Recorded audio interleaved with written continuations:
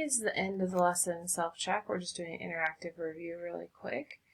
It's solving a design problem. What are the different questions that need to be asked when you're developing a solution to engineering design? Are you asking what are the impacts that it might have on the environment? Yes.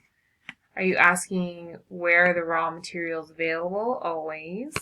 What are laws? What is the price? I mean, all of that is really important when you're creating a design.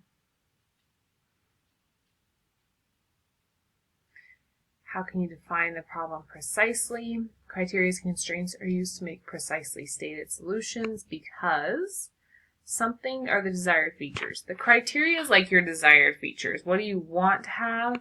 And then constraints are what are the limits. Okay, we're going back to our awesome soap cars. Sometimes the engineering problem has to be reframed. What are examples of things that might happen? So you might have to reframe.